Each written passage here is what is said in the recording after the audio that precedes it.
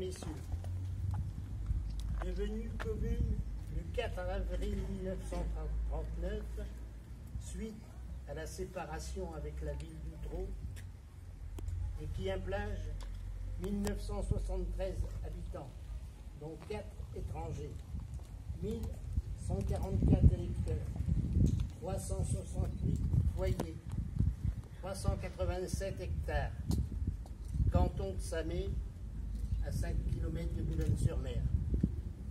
Place et stations balnéaires très pittoresques. On ramasse sur les rochers, à marée descendante, des moules renommés. Petit port de pêche, où viennent mourir les dernières falaises du Boulonnais, et où l'on voit naître de magnifiques bancs de dunes qui s'étendent jusqu'à la Somme. C'est à Équien-Plage que l'on admire les barques renversées qui servent d'habitation aux modestes pêcheurs.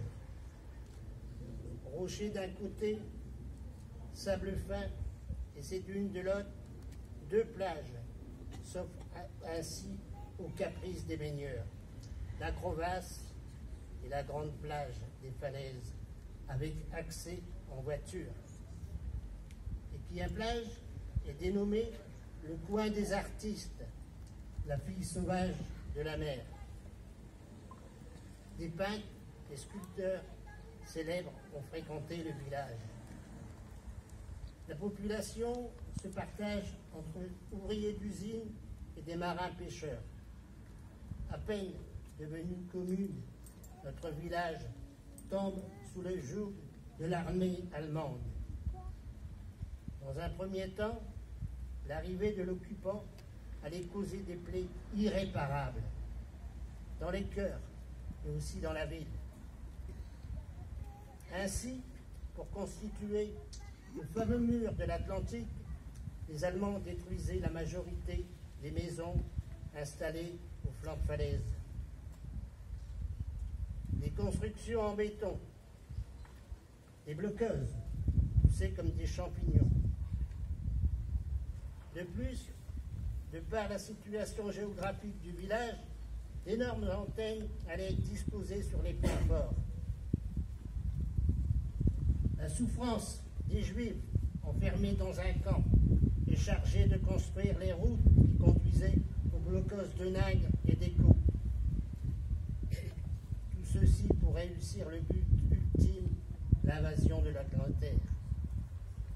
Ainsi, le 2 juin 1944, pour faire croire que le débarquement se fera dans le Pas-de-Calais, 50 super bombardiers se regroupent sur Londres. À vol d'oiseau, il y a 250 km pour arriver au-dessus de notre commune.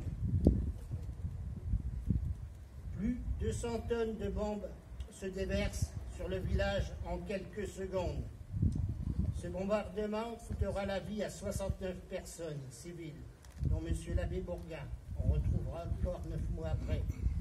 Une grande partie de la population était déjà réfugiée dans la Marne. Le 21 septembre 1944, les libérateurs pénétraient dans une ville fantôme et redonnaient la liberté aux Équiennois. Cette liberté avait été chèrement gagnée. 9 soldats canadiens périssaient dans cet assaut. Leur chenillette sauta sur une mine. Guidé par un jeune gamin de 15 ans, René Farrance, qui venait d'Écho, a fourni de précieux renseignements. Les troupes canadiennes des régiments du Fort Garry Horse et du Nova Scotland libérèrent Équien-Plage.